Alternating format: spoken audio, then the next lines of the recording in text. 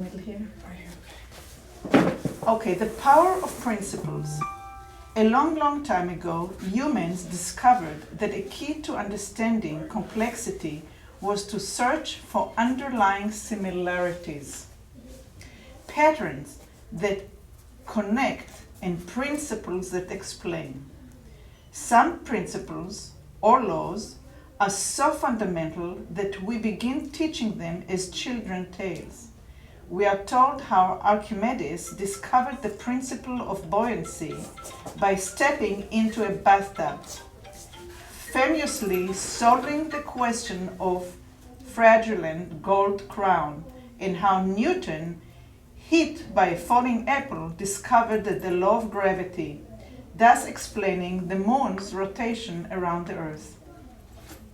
A good principle helps us discover an aha moment by erasing boundaries that exist in our thinking, but not in the natural world.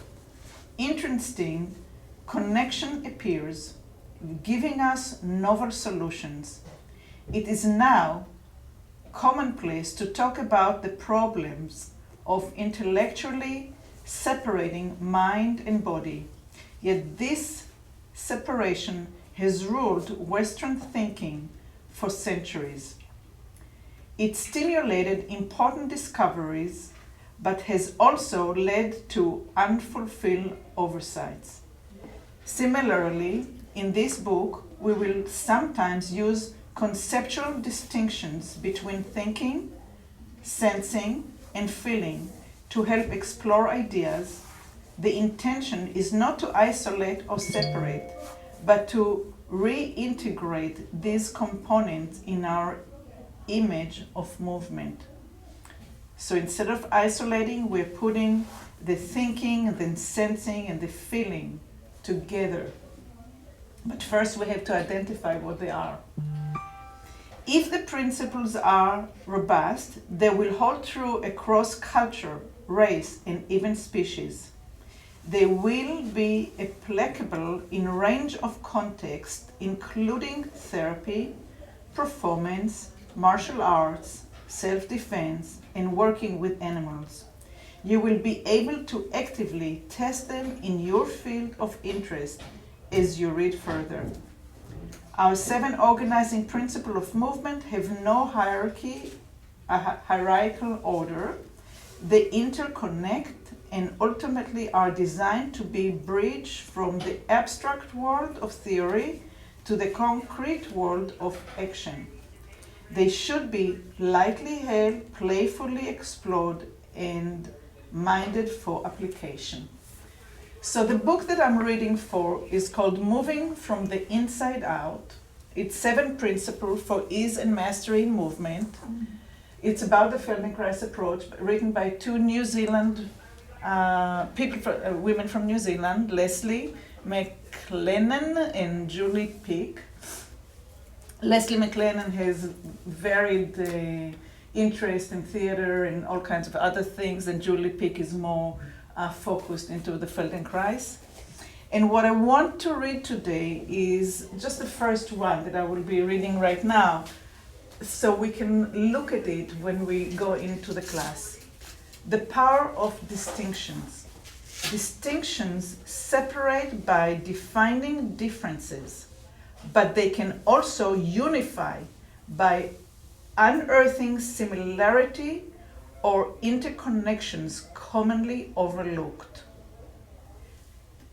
I'm going to stop here for a second. It's like there are certain things in our mind that we just, this is the way it is. Words that we put together, feelings and action that we clump together. And we don't give it a thought until there is a new learning or a new incident or an interruption in our life that makes us unconnect between those two things that seem to be glued together and we don't have an eye for them. So back to the book.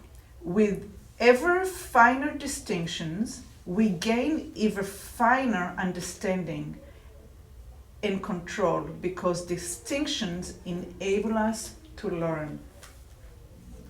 So we take the toothbrush and bring it to the mouth and start brushing our teeth in a habitual manner.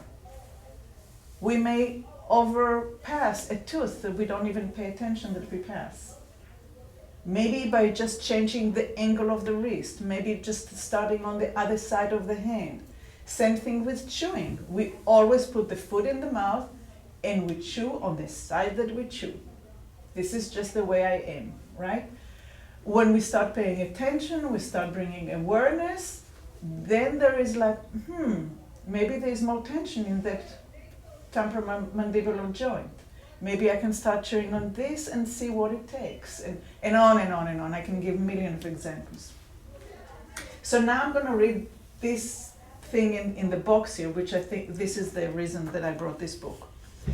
In regular conversation, movement refers to something we can see, a physical shift in shape or position. I brought my arm from here to there. Whether it is as subtle as a twitch of an eyelid or as gross as a leap through the space. We commonly categorize movement as a physical activity, thinking as a mental activity, and sensing and feeling as emotional activities. Yet, in this book, we are suggesting that movement is an integration of both thinking, sensing, and feeling with action in such a way that a change in one will change the whole. And that's the key for the classes that we're doing here.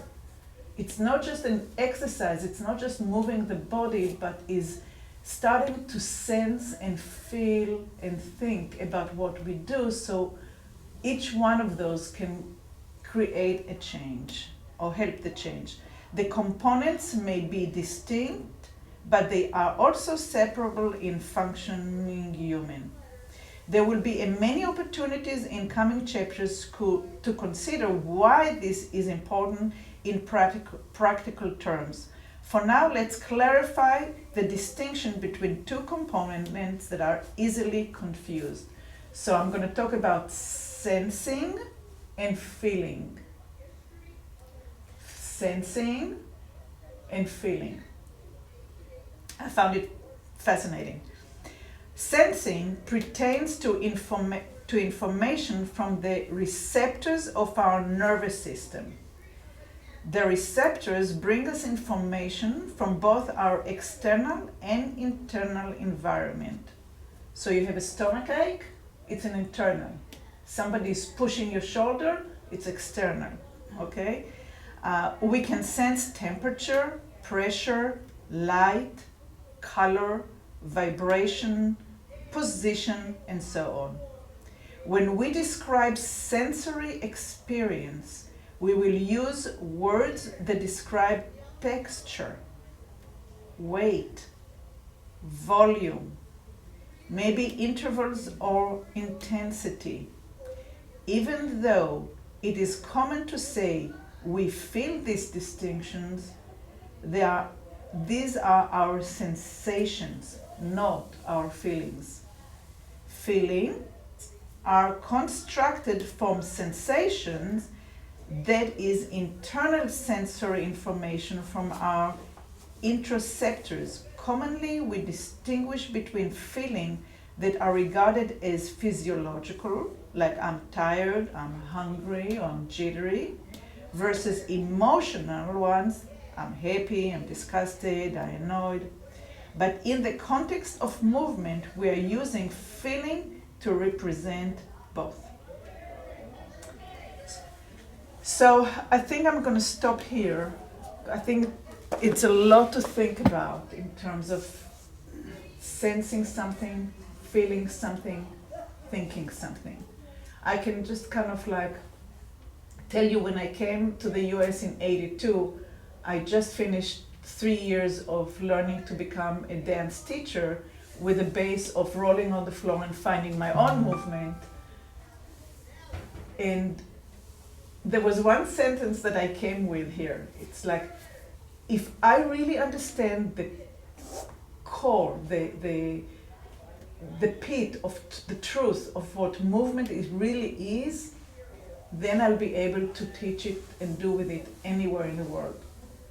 And I tell you, Florida was a desert. Nobody knew what I was talking about, and I was the first one to be, and I really owe a lot of thanks to the people that allowed me to get into the school system, into a very new program. It was a year-old program for dancers, and to let me play.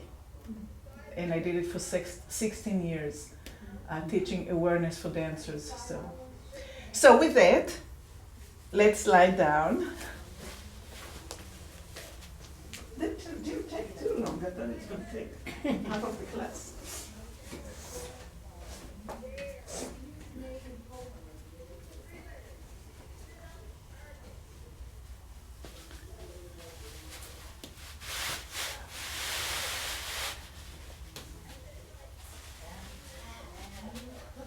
Go ahead and lie down, and you can put your feet either up, the knees up or down, whichever feels comfortable. And you can have your eyes open, looking up towards the ceiling. And think, just think about a side that you would want to turn your head to if I would ask you to turn your head towards. Would you go to the right or would you go to the left? In your mind's eye, start the rolling to the right or to the left, and feel the differences in the, not difficulty, but the resistance that you have towards one side. And notice which side it is for you.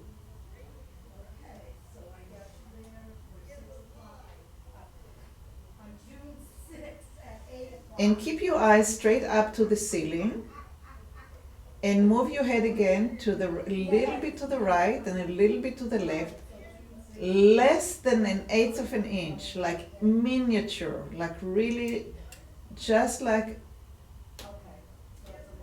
a hint. But don't let your eyes come with you.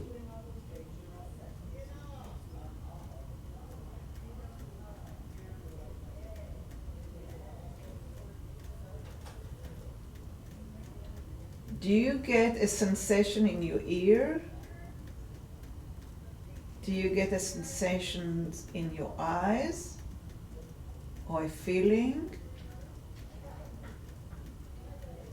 What is the differences between the sensation that you feel inside physically to the feeling that you have, like, I don't want to go there? And rest your eyes in the middle and rest your head in the middle. And now again, try to roll the head from side to side and see if that affected the ease of that tiny little movement. And rest.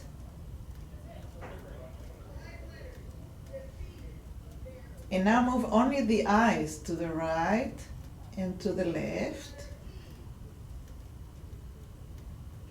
And notice if the eye movement without the head creates sensations, maybe like electricity moving towards your ear, vibrations.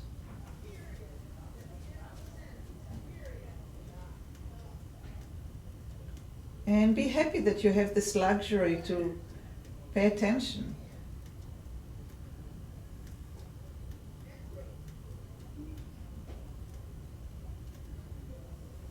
So just the eyes are moving.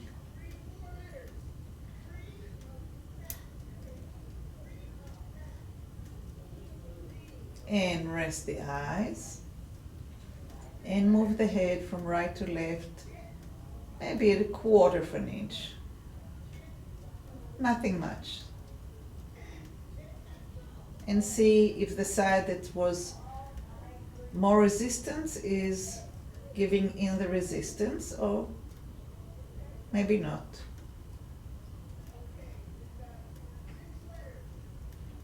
And rest the head in the center. And think about a rubber band attaching between your right ear to your right shoulder. And think about somebody pulling on that rubber band, getting your ear and your shoulder a little closer towards one another. Just a little bit. They're not tugging hard. They're just shortening the rubber band. There's barely any movement. Because I'm trying to get us into sensations. And you don't even have to call them by name. But see if you can identify them. Get quiet enough so you can feel what it feels to shortening the band on the right. The ear comes to the shoulder comes to the ear. Again, just maybe a quarter of an inch. And then they go back and they rest. And what does it feel to rest? What does it take to start that shortening of the rubber band? And what does it take to let go of the rubber band?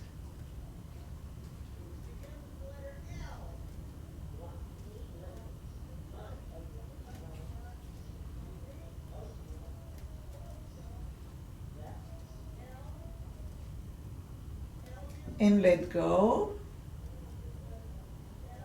Rest. And put a rubber band between your left ear and your left shoulder. And start shortening that rubber band. And notice the differences between the quality of the rubber band on this side versus the other side.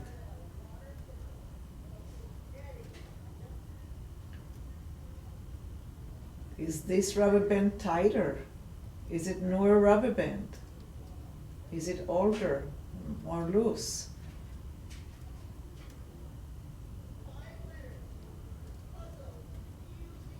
What kind of feeling and sensation does it create when it shortens and when you let it go?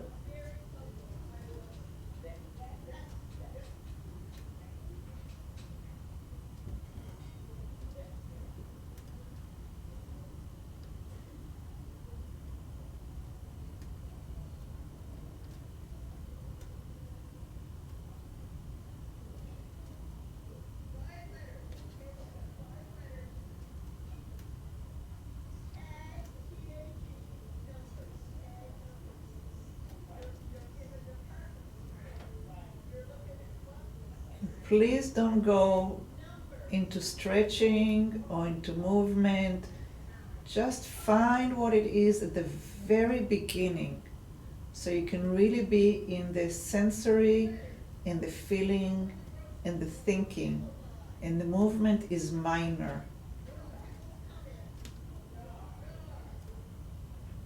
And let it go on the left side. Rest. And try to move the head from right to left and see if the quality of the tiny little turn has changed. And just for the fun of it, turn the head all the way to the right so the ear is getting close to the floor.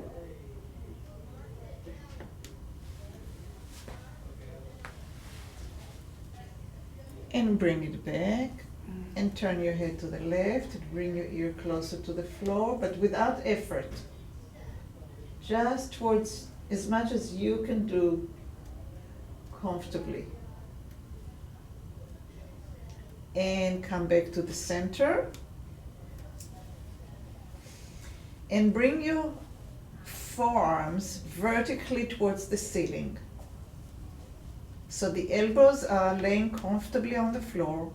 The forearms are vertically towards the ceiling, and your hands are nice, comfortable. Kind of shake them a little bit.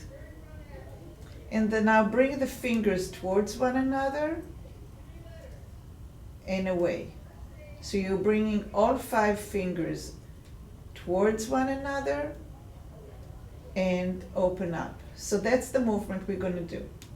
So let your right arm lay flat and just keep the left one vertically up. And we're going to close the fingers as we are turning the head towards the left a little bit, just a little bit, and away. I'm sorry, my neck is so tight. This is, Excuse me? just my neck is so tight. This is really uncomfortable, even just to move a little bit.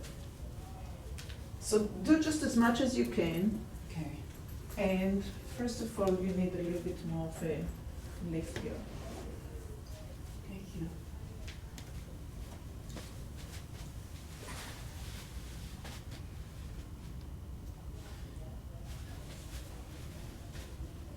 So your head is tilting, and if it hurts, then you just do it in your mind's eye.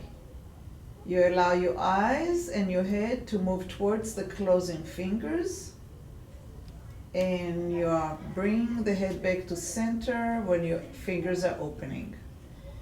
And you're tilting your head towards the closing fingers with the eyes and the nose and the chin. And you're opening the fingers and the head comes to center. This is a neurological thing that we develop within utero, turning the head towards the moving hand.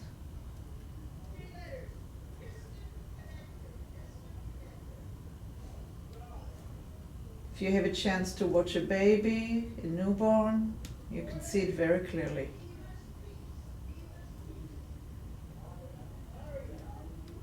So the fingers are closing and the eyes and the head are moving towards it.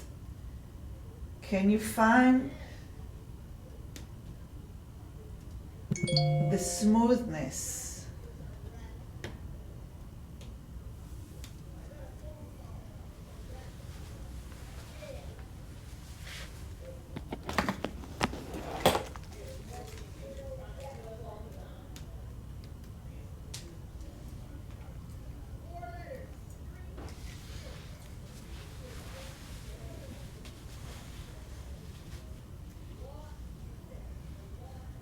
And rest the left arm and move the head from right to left, just itsy bitsy, and kind of ask yourself, how does that feel now? To move the head from the right to the left. And keep your head in the center and bring your right forearm up and start closing the fingers and tilting your head towards the right with the eyes coming to look at the closing fingers.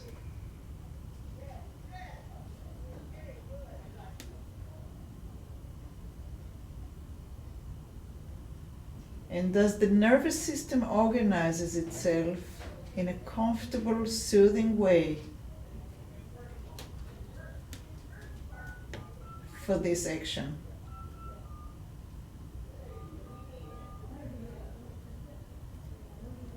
Are you inhaling or exhaling when your fingers are closing?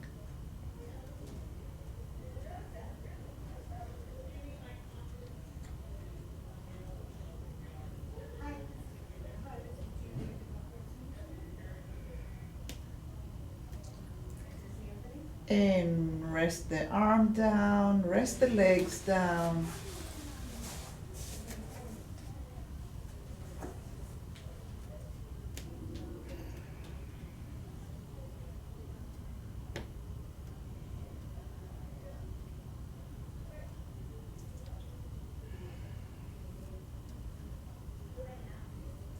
I'm sorry, I just feel terrified doing this. Just do it in your mind's eye. Don't do anything physically, just in your mind's eye, okay? Yes.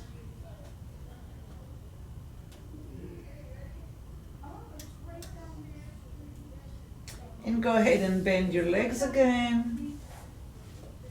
And bring your left forearm up And now when you are going to turn your head to the left, you're going to open your fingers. And when you bring your head back to center, you're going to close the fingers.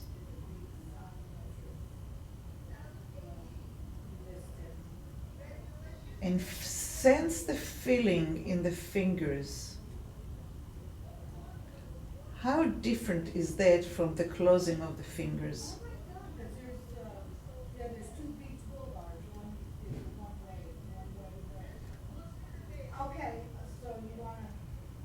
And are you exhaling when you're opening the fingers, or are you inhaling when you open the fingers?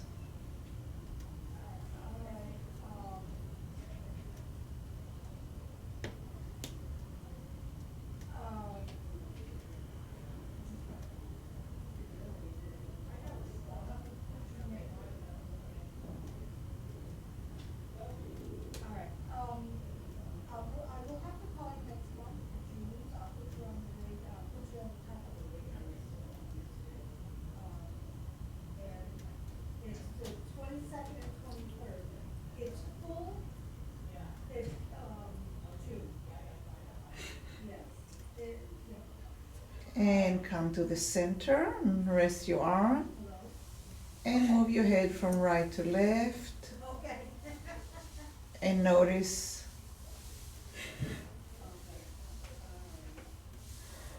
what you notice. And doing it in your mind's eye is as beneficial as doing it physically.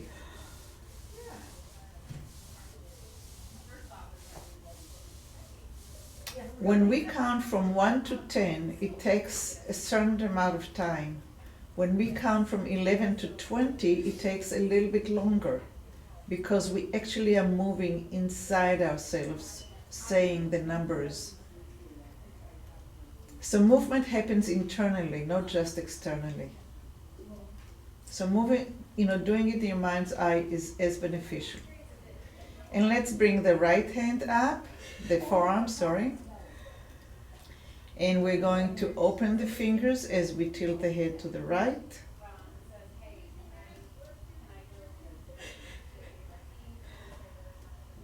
And immediately notice that you inhale as your fingers open up and your chest expands. Again, it's just built in us. And if there is any reason for us to forget or to get frozen, we can go back to what we knew neurologically from beginning.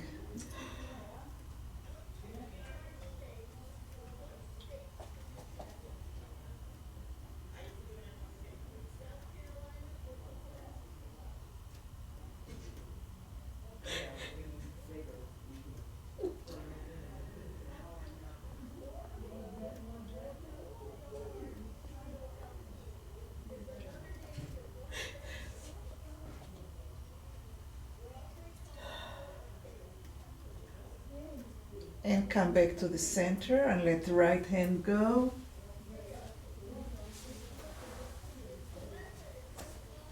And move your head a little bit from right to left and see how it feels.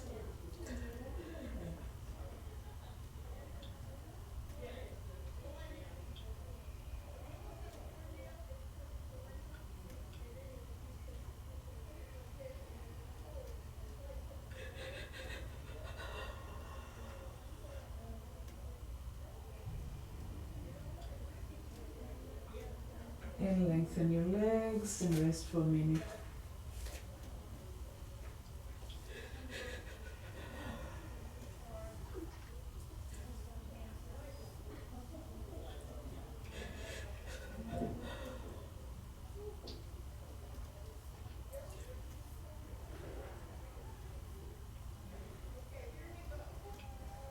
And bring your legs back up.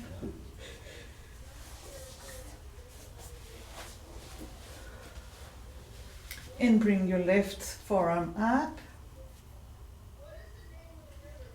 And we are going to turn the head to the right when we close the fingers, and we're gonna turn the head to the center when we open the fingers.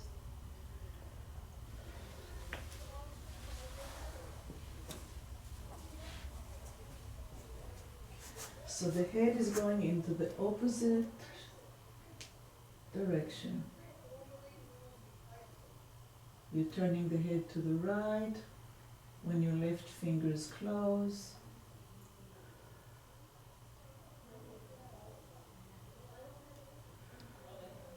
And the fingers are coming towards one another very, very gently. You don't have to make a fist. It's like a bell. It's like the fingers are getting closer and they're gently opening up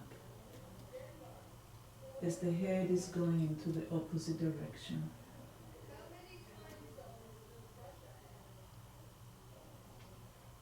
The thumb and the fingers are trying to get closer to one another and open away from one another. And that's like a mantra. That's like counting beads.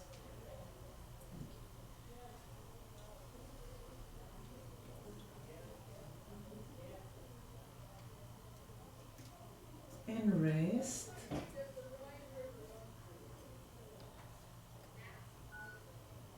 And next we're going to open the fingers as you turn your head to the right.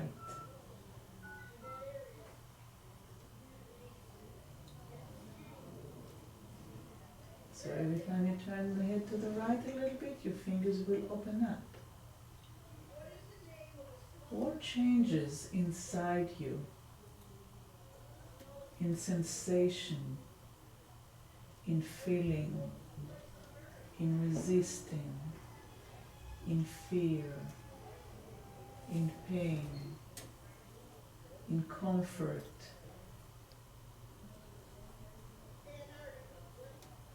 And how can you make it more organic as something that you can do as part of your vocabulary?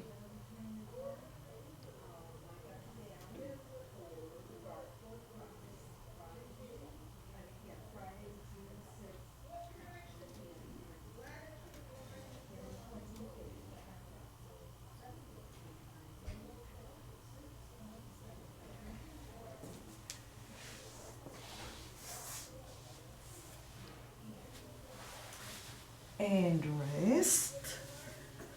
Bring both arms down. Lengthen the legs. And move the head from right to left, just itsy bitsy, and see what it feels like. And just for measure, just bring the head, the ear closer to the floor. Without pressure, don't push. Just see how far it wants to roll now. And then to the other side.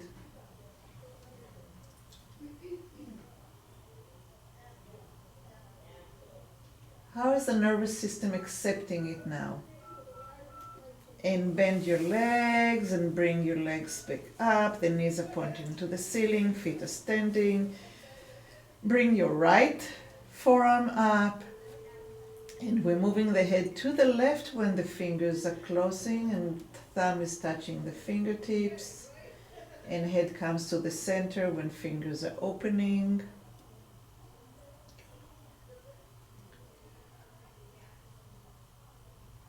What are you doing with your breathing? Are you exhaling as you're turning the head and the fingers are closing? And inhaling when the fingers are opening? What is the rhythm that fits your nervous system?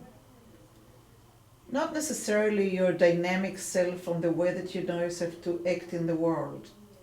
Not that kind of who you are, but inside in your nervous system, what feels soothing? What feels like if nobody told you how things needs to be done and how many things needs to be done during the day and all the things that you haven't done yet, and all the things you still have to accomplish, da da da da da da da. If you really listen to your nervous system, what did that say to you? And I'm not saying one is better than the other, but I think a balance between listening and being out in the world is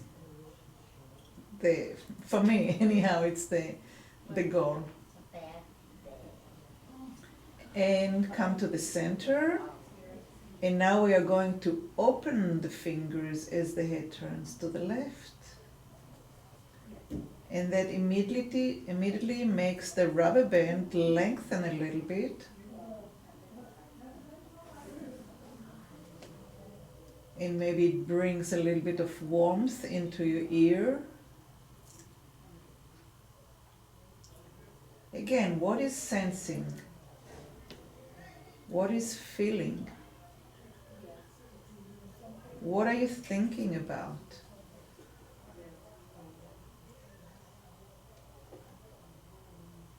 Is the rubber band was a good image? Was it a bad image for you? Did you want to change it into something else? Did you want to put a color to your rubber band?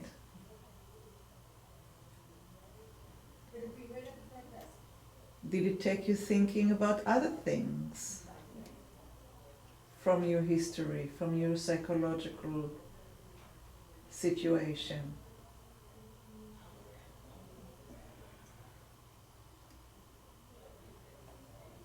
And let that go, and let the arm go, and let the legs go. And roll the head, right and left.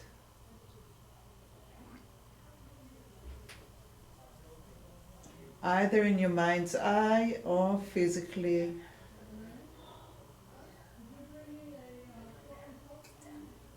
And one last thing, go ahead and bend your legs, bring your feet on the floor, knees into the ceiling, both hands up. Move both arms to the right as you open the fingers, and close the fingers when you come back to the center. Open the fingers as you roll your head to the left. And notice if the same time that you roll your head a little bit and open the hands, if your pelvis and knees are rolling just a little bit to accommodate. Open the fingers and inhale and roll a little bit to the side. Open the fingers and inhale and roll a little bit to the side.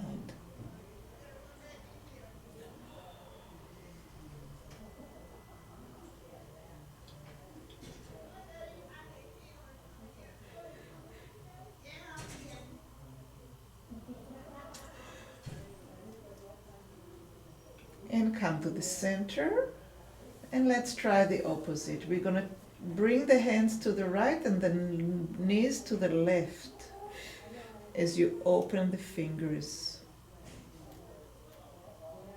And we're going to bring the hands to the left as we open the fingers, and the knees will lean a little bit to the right. Again, just a little bit, just to find out what the spine, how it's rotating one way on the bottom and the other way on the top. Enjoying that.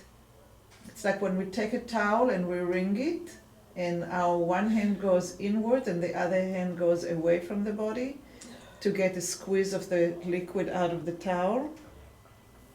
That's what we're doing right now to the spine. See if you can bring ease and comfort to that rotation in opposite direction, top and bottom. Even if it's in your mind's eye, remember you don't have to do. And come to the center and drop your forearms, drop your legs. Scan the body, scan your emotions, scan your feelings, scan your thoughts.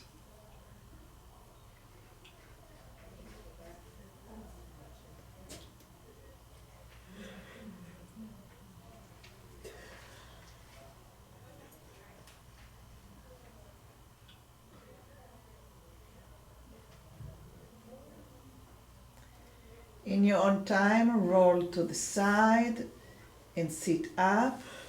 I will turn off the recording because I want to hear from you a little bit about your thoughts and feeling and how it went.